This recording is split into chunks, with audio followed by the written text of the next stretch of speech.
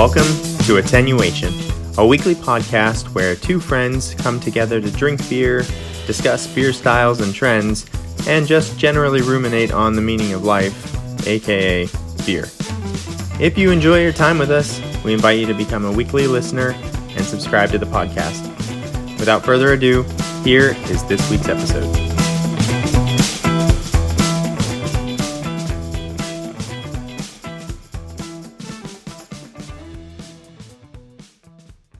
Hello, and welcome to episode 81 of Attenuation, a beer podcast. My name is Jason, and I'm joined by my best friend since 8th grade, Steven. Hello. How's it going, sir? Good. It's good to be back in my normal podcasting spot. I was going to say, as nice as it was to see you, it's much more comfortable in my office than the hotel room. Yeah, I just kept looking at, I'd walk by my office and just man, it's been a long time since I sat there and recorded. Yeah, it's been a little bit. So, good to be back. Yeah, likewise. Okay, so today's topic is a kind of a split topic. We're going to cover some of the winners of the Great American Beer Festival from our favorite styles, but then also we're going to talk about an interesting article about the return on investment of as a brewer of going to Great American Beer Festival. So, should be cool. Our post beer festival. Yeah, exactly. Here. Analysis. Yeah. We did the pre, we did the at, now we're doing the post. You're gonna milk it for all. We got to. Okay, so our first segment, of course, is our favorite segment, which is drinking beer. So the way it works is I introduce my beer, Steven does the same. We give nose notes and then tasting notes. So fresh off the beer fest, and sad that I don't get to drink world-class barrel-aged stouts anymore. But I still have a few left in my fridge from Tavour. I think I'm going to have to reinstall Tavour next month to load it back up. Yeah, you got to stock back up. I'm almost out, but today I have Prince of Barkness. There's a dog with a crown and a jester cane. This is a weird-looking beer, but it's from Transient Artisan Ales. It's a American Imperial Stout with vanilla, cinnamon, coffee, maple syrup, aged in whiskey barrels, and then a blend of bourbon and maple syrup barrels. Nice. It sounds like they actually age this in a maple syrup barrel. That's weird. So it's probably going to be overpoweringly sweet, but we'll see. And this bad boy is 14.5%. Nice. Are they Michigan? Where are they from? Oh, yeah, I'm sorry. Yes, they're from Michigan. Dang, look at that beer knowledge. I know. How did you know that? No, I studied Tavour more. Way too closely. I did not Google that, actually. I just guessed. You just knew right off the top of your head. Well, this pours like every beer I drink on the podcast pours. As black as night. Oh, there's no head on that. A little bit, I guess. This is what always happens. It's super opaque, oily. Yeah, it's is that even carbonated? With a hint of carbonation. That's usually reddish brown. And then it immediately dissipates. And what you're left with is a glass of motor oil. Oh, wow. It smells so much like maple syrup, cinnamon, vanilla, coffee. Yeah, there's almost a charred barrel smell. Okay, if this is not too sweet, I'm going to love it. I can already tell. But I'm really worried it's going to be super sweet. All right, awesome. We'll see. Okay, well, one of our favorite booths at the Great American Beer Festival this year was the Weldwerks booth. And one of the beers they were pouring was called Volcanic Planet Boba Imperial Sour Ale with passion fruit, orange, and guava boba syrups. And we did not get to try it there because it kicked so quickly. I was so bummed because I felt like we went early enough. Yeah, within the first hour, and it was gone. Yeah, that one went really fast. I don't know whether they just didn't have a lot of it or what, but yep, that one went very fast. But I was smart enough. Well, I had already, actually, previous to the festival, I was getting a Tavour box together, picking beers, and this one happened to come up on Tavour, this Boba Sour, and I was like, yeah, let's do it. Weldwerks sours are usually pretty good. And then I was glad to return home and then just a week later get this beer in my Tavour box. since I missed it at the festival. So that's what I'm drinking. Volcanic Planet Boba Imperial Sour Ale. It's 7.4% alcohol from Weldwerks Brewing in Greeley, Colorado. I'm so jealous that you're going to get to try it. I know. I'm sorry you don't get to drink this with me. I'm going to have to look for that on Tavor. Now, is this something is this a one-off, or is this kind of like a series? You never know with them. Okay. Sometimes they do redo stuff. Not always. Gotcha. Okay, so it's a nice, like, yeah, it's like a beer-looking beer. Kind of a golden orange color. Not a lot of head on this one either. Just a kind of a more effervescent carbonation that dissipated quickly. Ooh, it smells like definitely orange and guava syrup. Definitely has that boba tea smell to it. That's so cool. Yeah, kind of a black tea smell. Yeah. Oh, this is going to be... I'm so excited for this. I'm so jealous. All right, we got a drink. All right, cheers. Cheers. Okay, this has what I can only describe as a cinnamon roll entrance. So it's like... Nice. Yeah, it's like sweet vanilla, cinnamon, and then maple syrup. But you can tell it's like real maple syrup. You know what I mean? So it's not necessarily sweet. It's just that like really intense maple flavor. And then the maple kind of sticks around, but then like it kind of develops into like chocolate fudge and then black coffee. And then you get a little bit of the bourbon. And then on the finish, it's kind of just like toasted coconut and cinnamon on the finish. And I don't know where they're hiding this 14.5% alcohol, because you can't taste it at all, which is terrifying. Because that's a lot. That's a lot. Like, this is going to hit really hard. But you would not know that it has that much alcohol in it. This is a huge thumbs up for me. I really like this. Awesome. Transient Artisan Ales from Michigan. Yeah, it has a 94 on Beer Advocate. But honestly, I think it should be like a 98. It's really... All the flavors are balanced, and yeah, it's really good. And it's not overpoweringly sweet, which is what I was worried about when they said they age it in actual maple syrup barrels. Yeah. So, yeah, super cool. Okay, awesome. How's that Boba Sour? Mine is very, very sweet. Oh, really? Oh, yeah. Yeah. So I guess because the syrups, yeah. Yeah. So the entrance is very, very sweet orange, like almost like medicinal orange kind of, I don't know if you ever had a orange flavored cough syrup. Mm-hmm. Yeah. You don't see that very often. You see more like berry and grape and stuff, but I've seen orange before, and it's that. So it's a very sweet orange, kind of it gets a little bit more tropical, like the guava and passion fruit are kind of in the background there. And then it finishes with more of like an orange rind bitterness. Okay. So basically, I just wrote like a light sour ale with a lot of sugar in it. That's what it tastes like. It is very, very, very sweet. Okay. Syrupy sweet. See, I wouldn't have liked that. I hate to like give this a thumbs down. Wow. Yeah, because I like it, but I don't think I need to drink this ever again. And I like that it's an Imperial sour. They don't, a lot of their sours sit at like the 4.5-5% alcohol range. So to get a sour in the 7.5 range is kind of nice. Just a little bump in the alcohol, which obviously you can't taste at all. Yeah, no, it's very good, but just not like, it's fun to try one time. That's all. Gotcha. I ever need to try it. Okay. All right, I feel a little bit less bad about missing it. Yeah, this would have been, I don't think you would have liked it. I don't like when beers are super sweet. Even my barrel-aged stouts, if they're too sweet, it just turns me off. Yeah. Yep. So, interesting. This qualifies for sure. I can see it on your face. Yeah. It's very sweet. Very cool. Well, a thumbs up and a conditional thumbs up. Yeah.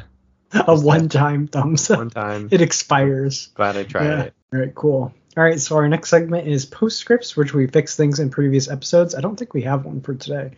Although, Steven, I do have my postscript for episode 100. I wrote it down. Oh, what's the postscript? I want to see if my prediction is for your basic Rebecca and basic Becky.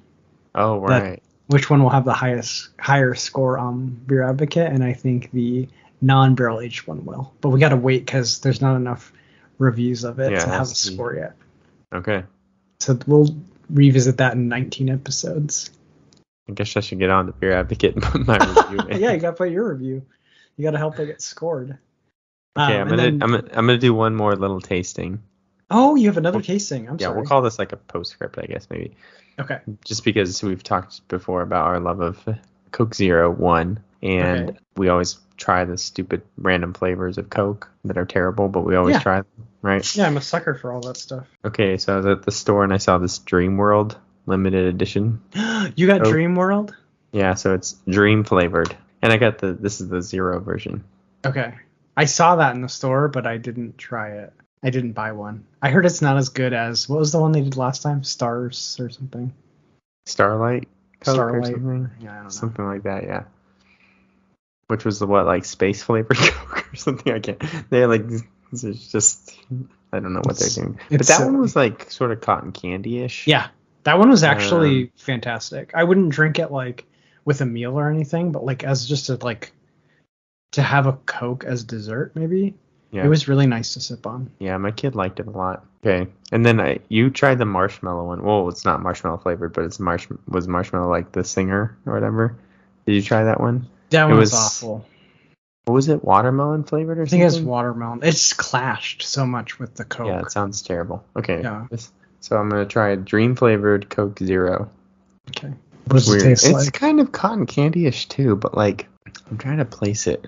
It's like I know this flavor. It's some sort of just like kind of, I don't know, it's just sweet. That's all I can think of. It's just very, very sweet. Someone says it has a peach note to it.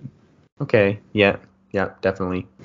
Interesting. Yep, definitely getting that. Okay. Yeah, like a peach ring. Yeah, okay, I'm getting it now. Someone else said it has a citrus and mango taste. No, gummy peach ring for sure. Okay, gummy peach ring.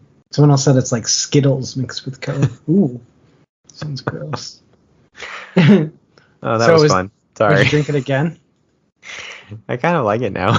Now that you kind of like know what you're tasting. Gummy peach ring on the back of my tongue. That actually sounds like it would go with Coke. Yeah. Yeah, no, it's not too bad. Very cool. Now I want to get a bottle. Okay, next time I go to the store, I'm gonna get a bottle. Yeah, get the dream flavored Coke.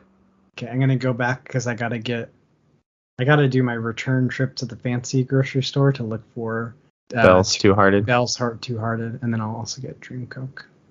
Nice. Okay, so next we have beer news, which is news about beer, and Steven has a story and I have a story. Do you want to go first? Yours is sad news. Yes. So we previously reported we did a deep dive on Rubicon Brewing. One of their beers was Monkey Knife Fight, which is one of the first craft beers that I really enjoyed. It's an American style pale ale. Rubicon Brewing went out of business, but Tower Brewing in Sacramento, they bought all the recipes from Rubicon, and I believe their brewer went over. No, I guess the brewer didn't go there. He went to Alaro. But anyway, so Monkey Knife Fight got resurrected eventually because Tower Brewing started brewing it again from that old recipe.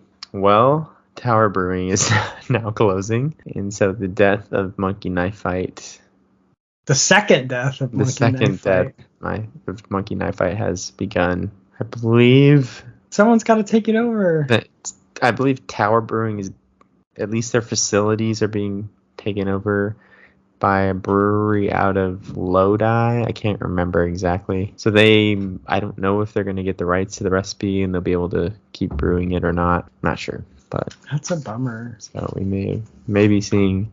Do you know they made a hazy version of it? No, that sounds really There was good. a Monkey Knife Fight hazy. Yeah. All right, we'll do some research. It looks like, let me check the date on this article. Yeah, High Water Brewing is going to take them over. All right. So there's a possibility they'll continue to brew. So you may see Monkey Knife Fight from High Water Brewing. Yeah, from its third brewery now. Maybe they should just let it die and live in the history books, I guess. Yeah. Well, that's kind of sad. Okay, I guess this is positive news. Yingling is expanding again. So a year ago, they moved to Texas. Have you seen it around? Oh, yeah, it's everywhere. Okay. Oh, yeah. And apparently, we order it frequently, actually.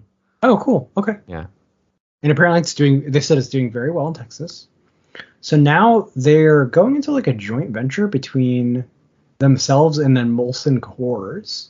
And then their beer is actually going to be brewed at Molson Coors Fort Worth Brewery, which is kind of funny. They're brewing. Yeah, that's funny. It's like, what is that concept called? Like Gypsy Brewing? Yeah, Gypsy Brewing, but they actually are a massive brewery, but they're not going to brew it, but they're allowing Molson Coors to brew their beer. And then they're going to expand their distribution to Kansas, Missouri, and Oklahoma. Nice. Yeah, so they are now last year they were in 22 states. So I think this will make 25. Yeah, that's a serious distribution. So it's pretty cool. Yeah, especially for a beer that really for a very long time was only East Coast. Like, that's it. Kind of almost like a beer I never heard of it until I came here and then heard that it was coming to Texas. Like, I'd never heard of Yingling until we did the deep dive. Yeah, that was fun. So, but yeah, it's a great beer. Their basic amber lager. It's really good. And it's routinely the beer my wife likes to order. She likes it. Yeah, she really likes it. And it's just a good, like even at places that don't have a good tap list, usually have Yingling on tap. So it's kind of a good go-to when there's nothing else good.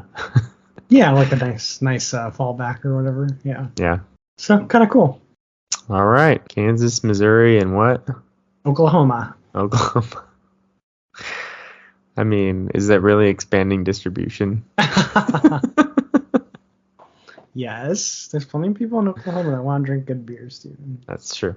All right. So we go to the main topic. Let's do it. Okay. First, do you want to talk about the article that you found, ROI of the Great American Beer Festival? Yeah. So this article is from porchdrinking.com. There were quite a few, actually, I would say, from Porch Drinking covering the beer festival there. Okay. This was written by Julie Rhodes. But I found the article really interesting because she kind of dives into the purpose and reasons why a brewery would attend the beer festival, why they would pour at the beer fest, why they would choose to pour versus why a brewery would choose to enter beers into the beer festival, and what the sort of return on investment is for that, because it does cost money. Yes.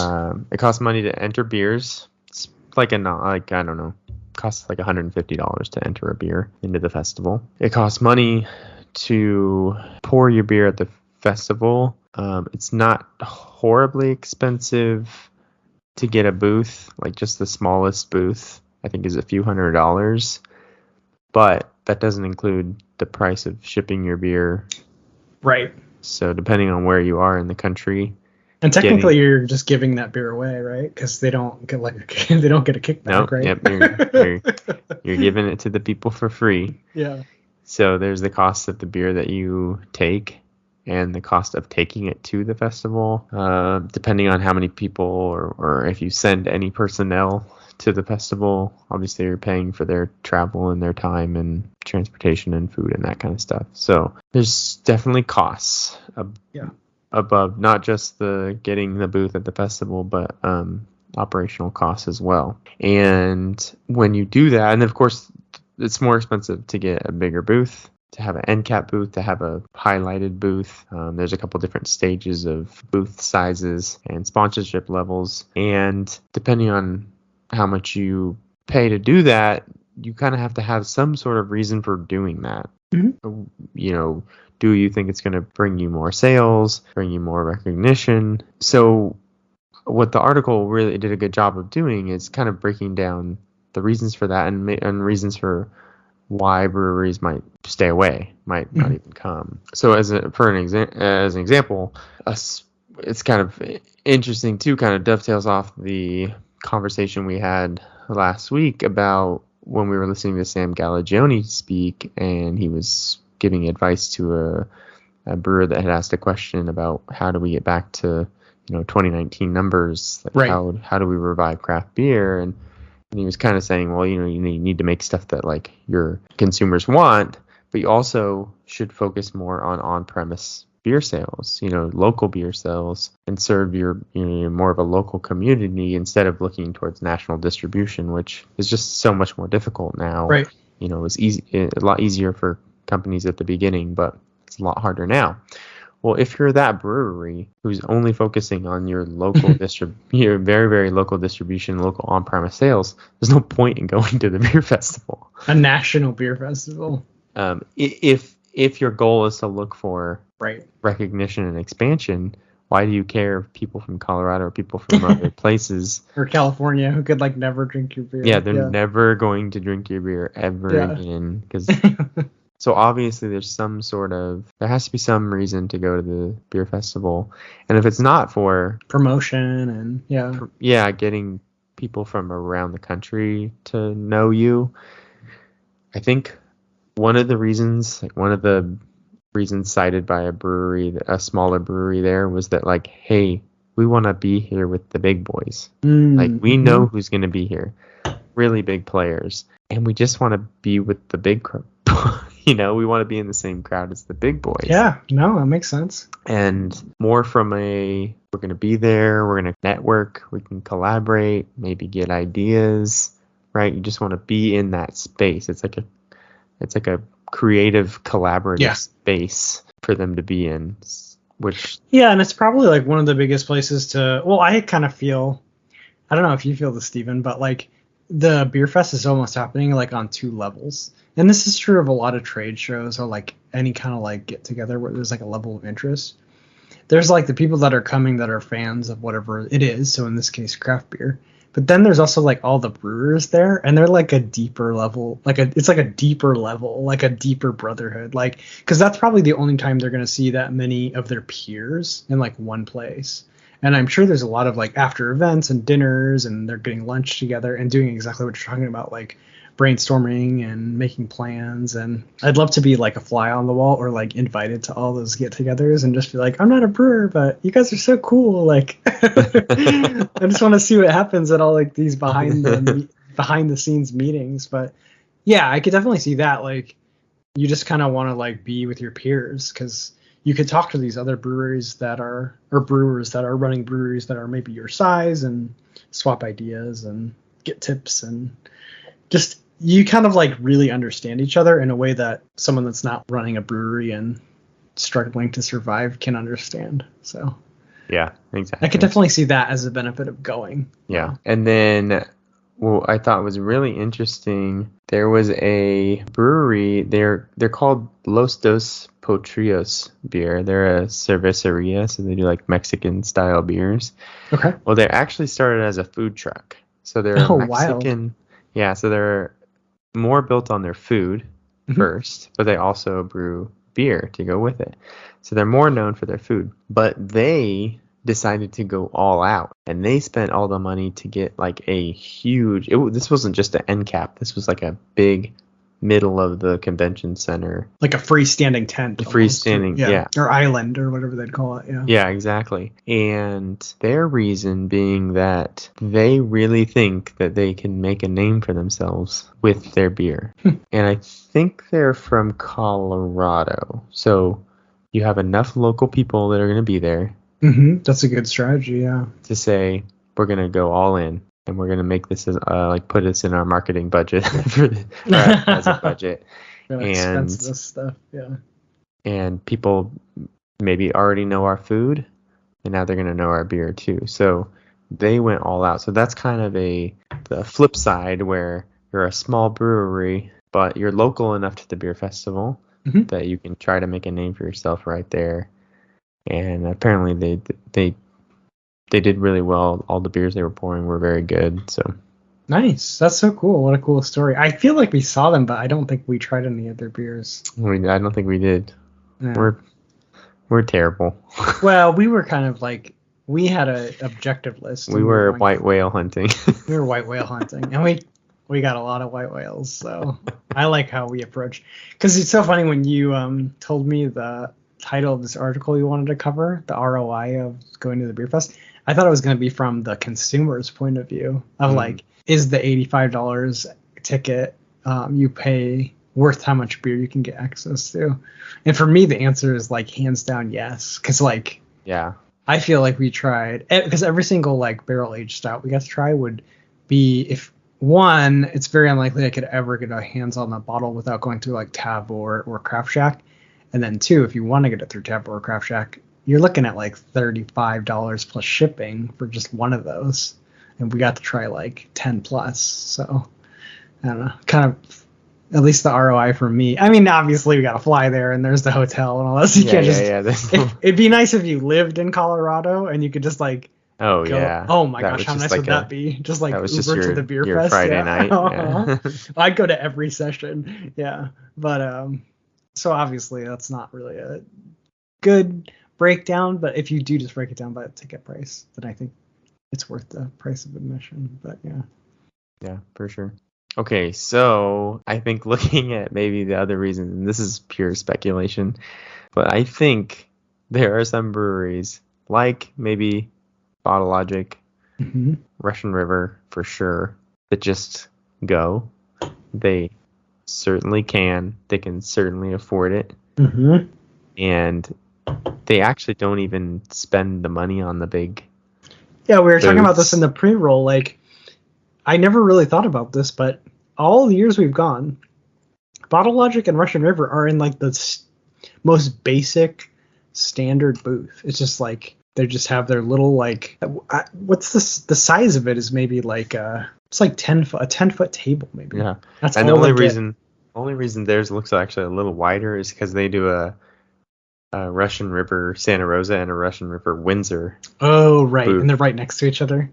Pouring different things. Yeah, but like that makes their section technically a little wider, but but they're in the base. Yeah. They're just in the basic spot. Like it's probably the find them in the R's.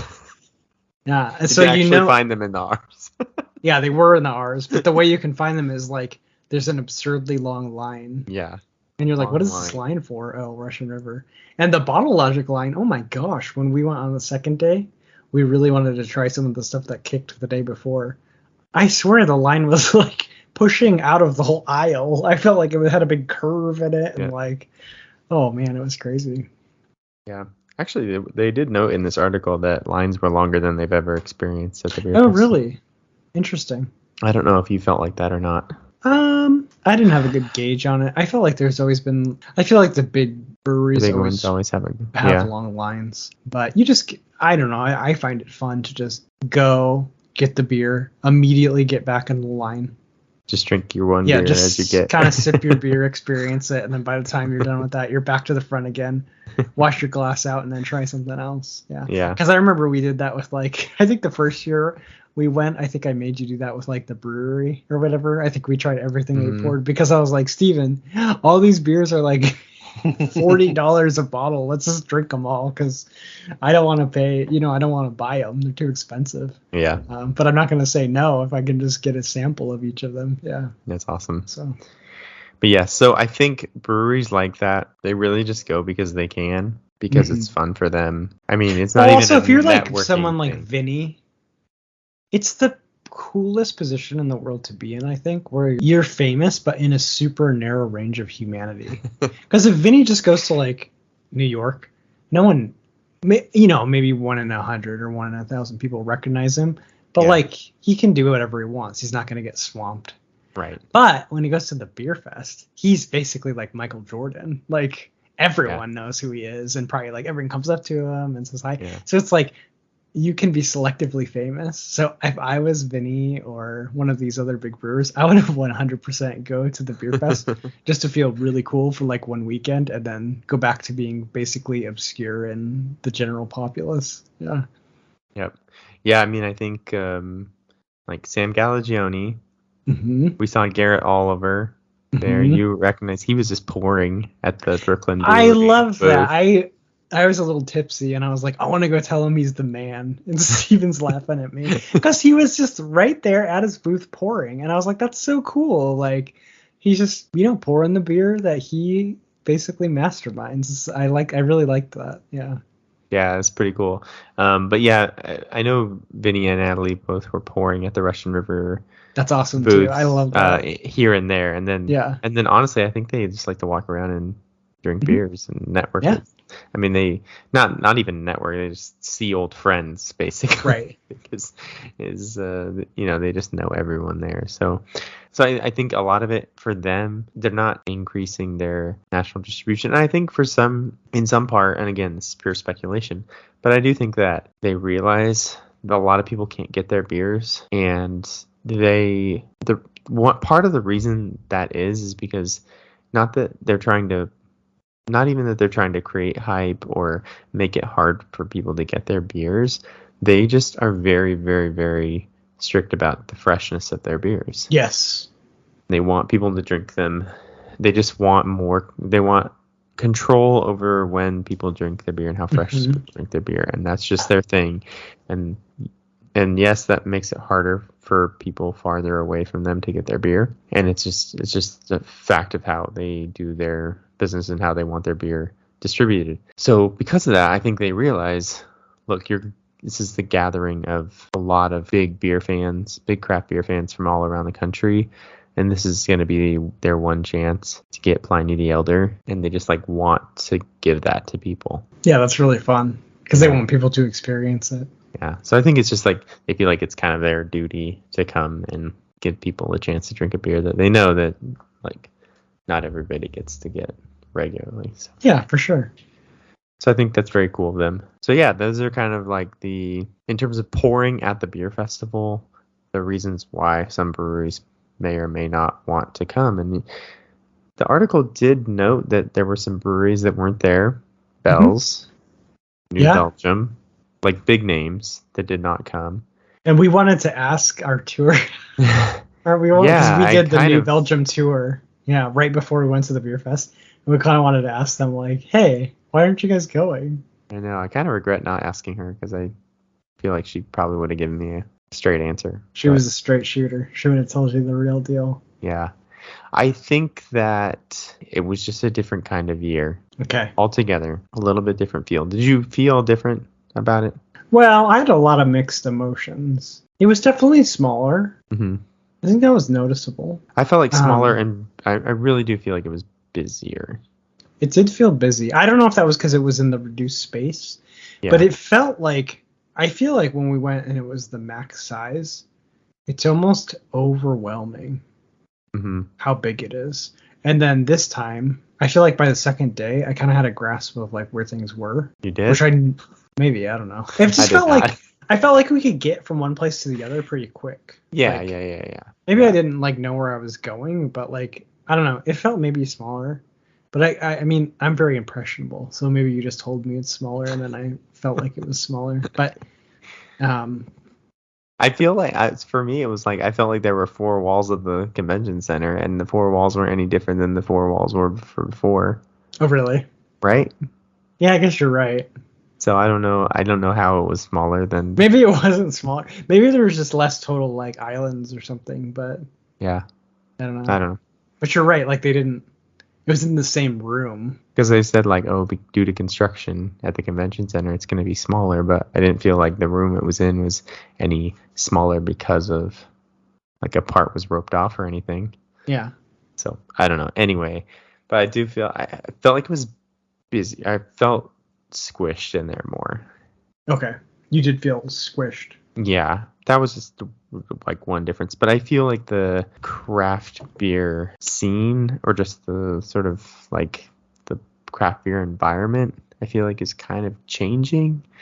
And we've kind of touched on this before, or on this in multiple different, episodes where we're just breweries are getting smaller, or breweries aren't distributing, breweries are having to deal with the pandemic, and breweries are closing, or they didn't do as well last year, so they don't have maybe they don't have the money to come to the beer festival. And then there's kind of this weird change in styles from the past few years where hard seltzers and smoothie sours have kind of taken over a lot. And what does that mean? What does the beer festival look like because of that? So I don't know. It was interesting. I kind of feel what you are describing. I feel like one, it was a little bit weird because it was like basically the fest didn't happen for 2 years. And I feel like we do live in like a post-pandemic reality now, which is like different, and like everything feels different. And then I do wonder if like kind of what you're saying about the style changing. I mean, I'm 40. Like, didn't they say the like 70% of craft beers? I'm making these statistics up, but like 70 or 75% is drink by people between, what was the age range, like 25 and 40 or something like that. So yeah, 21 to 35 or something like that. Yeah, so I guess I'm kind of like an old head, so which is reflected in my love for like West Coast IPA, which is like kind of a dead style almost. Not really. I mean, there's a lot of people that still make it, but so I do kind of wonder, like, postscript this for like a decade from now, Steven. But if we go to like the 20, Man, you are pushing these postscripts way out now. I know. 2032 when we go to the beer some good fest. Notes. Okay. Yeah, like what is the beer fest going to be like 10 years from now? It might be unrecognizable. Like, yeah. As long as there's still barrel-aged stouts to drink, I'll be there. I feel like that is the one style that will just always have a presence at the beer festival, a huge presence at the beer festival. Oh, it's because it's the best form of beer. It's the highest. I'm just kidding. I'm being very elitist right now, but yeah. I mean, I don't disagree, and I do sometimes really appreciate the complexity of those beers, because it really is like the kind of beers that you really get to taste and actually understand. Like, I'm drinking a Boba sour, it's just like, it has passion fruit, guava, and orange syrups in it. Let me tell you, it tastes like passion fruit orange. Yeah, it tastes like juice. Yeah. And there's not anything wrong with that per se, but I just feel, especially like if you have designs on, like you want to become like a, what's it called? Cicerone? Yeah, Cicerone. Like you want to develop your palate, you want to understand like inspiration, style, nuance. I just feel like you start to push to the extremes of challenging, your ability to taste things, and when you're dealing with those like ultra complex beers. So yeah, and drinking this does not put me on a road. This is not on the road to Cicerone. Okay, exactly. And there's nothing wrong. I don't want to put like a I've strayed from the path. Yeah, as you straight from the path of the Cicerone with your syrup infused quote unquote beer. I will say, to be honest though, even a cryopreservation bourbon barrel aged stout made with pistachio ice cream, I feel like that's a little off the road to It is too. Yeah, that does not probably easily fit into a Cicerone style. Yeah. Well, and that's why I don't want to put a value statement on it. I mean, you should just drink what you like. It doesn't matter if you like sour beers, then drink sour beers. That's fine. There's no better or worse beer to drink, in my opinion. I just happen to really like barrel-aged stouts. Yeah. And again, those will just, for some reason, they will just always have a place in. I think so. I don't think they're going anywhere. No.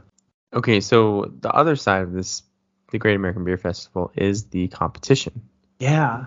And that's another place where a brewery can get an ROI from this festival, not necessarily pouring their beer there, but entering beers into the competition. And it's pretty true. Getting a medal at the beer festival, pretty good fuel for your brewery. I mean, it's a pretty good marketing tool if you can put that little medal up next to a beer on your menu, because it really sets you apart. Like I said, going, it's like winning the Masters as an underrated golfer, right?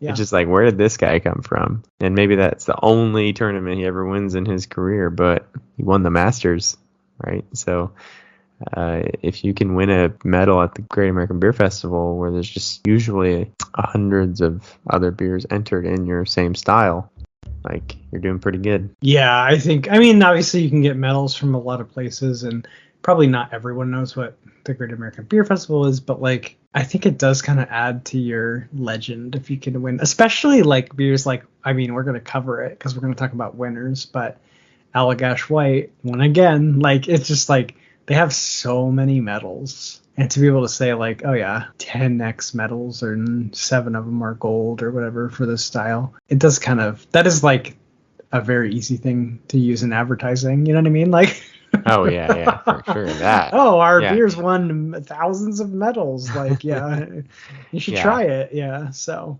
But in the same way too, like Allagash White, when they enter that beer into the festival or into the competition, like they don't need to. Right? Like they're gonna sell Allagash White whether they win another gold medal or not. At this point, yes, they become like they're just so famous for what they do, but Yeah, that they probably don't need to continue. But I mean, why wouldn't you? right. But what I'm talking about is like a small brewery Yes. using that as a tool to say we're gonna enter our beers and man, if they can win a medal, like Yeah, to try to get on the map. yeah, I think Yeah, that especially if you're like new to the scene, and then I mean, because we look at these lists, and then the other thing that's kind of cool is like if you medal, then at the next festival you're going to be at that table where they pour like all the last year's winners. yeah. And we went by that table because you can't really go wrong if you drink beers at that table, right? It's like It's gonna be good. medal Right? beers. So yeah, I think it is a good, especially good if you're new to like medal early, because then you kind of get in the zeitgeist of the beer world of like, oh, they're new, up and coming, and they're making cool stuff, and yeah. Yep, for sure. I was gonna mention, Meanwhile Brewing. They're in South Austin. I went there a few weeks ago, and I feel like they're kind of this way, where they were kind of an unknown brewery in Austin, and then they were winning medals for their more kind of for their German style, like their Munich Hells and their Pilsner, their Meanwhile Pilsner were winning medals at the beer festival. It's like, who's Meanwhile Brewing, And then now, like, you have to go to Meanwhile. Like, if you live in this area, you have to go. The beers are so good, and all their stuff is good, and they know how to make beer, right? Yeah.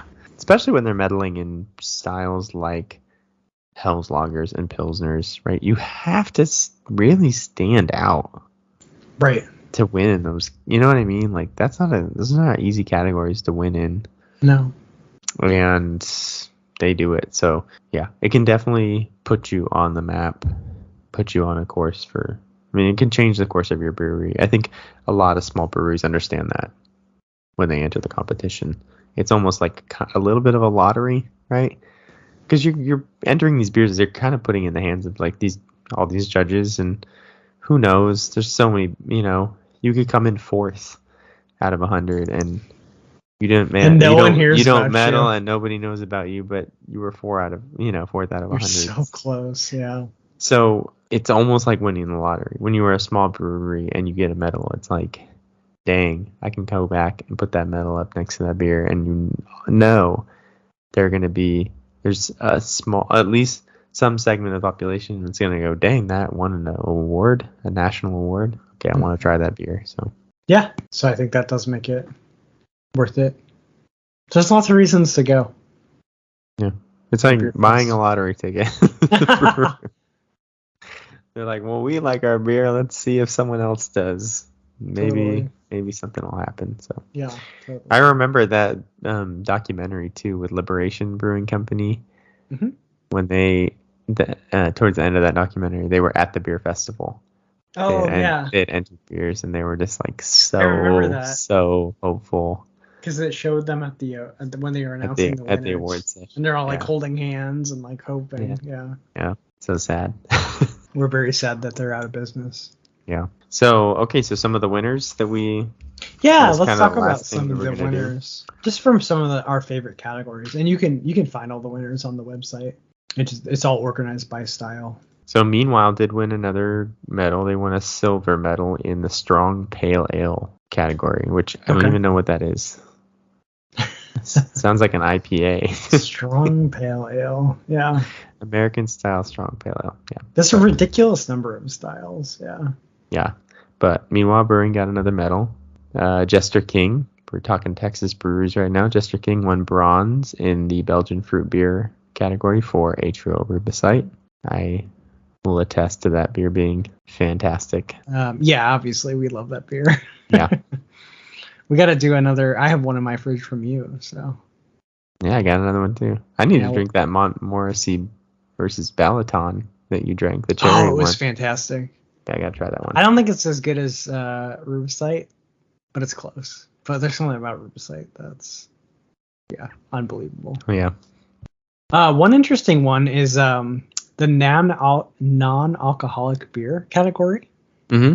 We didn't try this one, but Sam Adams won gold. They have a hazy called Just the Haze that has no alcohol. We tried a couple. Did we try one or did we try a couple? Yeah, of we those? tried one or two. And they were not good. No, they tasted like hard seltzers to me. Yeah. Or not even hard seltzers, just seltzers. Yeah, just seltzer water. That was like it was like drinking a bubble water that was like flavored by a beer. Yeah. Yeah. It was gross. Well, remember I tried that Bud Light Zero or Bud Light Next. Yeah. And that's kind of what it tasted like. It was like beer flavored seltzer. Bubble water. Yeah. Yeah. And yeah. I'm starting to realize like, oh, I get what it means to take the alcohol. Yeah, I think the alcohol plays like a I'm big starting part. to understand. Yeah. Well, the problem is you have to take something out of like you can't just pull the alcohol. I guess like I don't know. It seems like you would be able to just pull the alcohol out, but for some reason the way they're doing it, they have to something is delete lost. something else. That's not good for the final product. So some of my favorites are wooden barrel aged sour beers. The winner of gold here, I've never heard of. It's Lenny Boy Brewing, and the beer was Pulmonary Grove. I'd like to try that. But the second place was Russian River, because they're very good at this style. Nice. For their Intinction. And it was their Sauvignon Blanc version, which I don't think I've tried, but I bet that sounds excellent. Yeah. Is that just regular Intinction? Or do they always do it in... or is that a special one? I don't know. Because a lot of their their expertise at using wine barrels for the sours. Yeah, they use a ton of wine barrels. Okay, so that's just the it looks like Intinction is always they always use that barrel. But yeah, that's actually one of my favorite beers from Russian Rivers, the Intinction. Yeah, so super cool. So they won there. Cole Shan got gold in the Goza category. So yes, and we got to try that. Goes to my golf analogy where you just keep being in the top Gozas, maybe not gold but silver, right there in the top 3. Yeah. Consistently. We tried that and it's Goza. It's like the perfect version of Goza. Yeah. Like there's nothing special about it. They're not doing like a fruit addition or anything. It's like this is what Goza is supposed to taste like. Yeah. It's so good. Yes. It kind of reminds me of Anderson Valley. Like they make so many special Gozas, but if you can get your hands on, it has a super fancy. Yeah, the Kimmy, the Ink, and the Holy Goza. Yes, that's what they call it. But that's just their like standard Goza, which is actually really hard to find. Mm-hmm. That's their best one, and then very closely followed by the Briny Melon Goza. I really like Briny Melon, but I almost think I prefer just the regular Goza. Like Goza.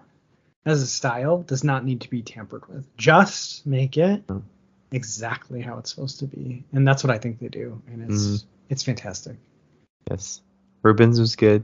Rubens base Goza, and then I have a soft spot in my heart for Ochaves though, which is a prickly pear Goza. What was that prickly pear beer we tried? Yeah, there was a prickly pear sour from Shades Brewing. That was so good. Yeah, it was really good too. Gosh. It gave me like a little. It gave me like a little flashback. Yeah, like oh yeah. They need to bring back the original recipe. That every time they post on their Instagram, like what beer would you bring back if you could? Like 80% of the answers are original recipe Ochaves. Yes. I don't like. Hello. Don't ask the question on Instagram if take you're not my gonna. money.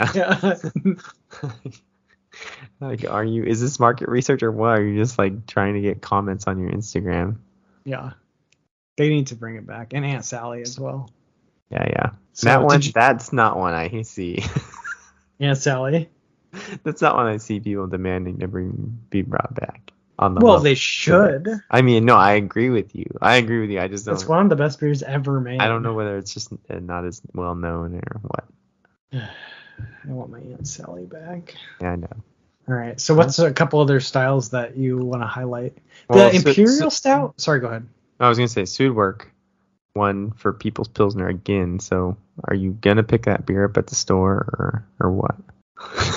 I will.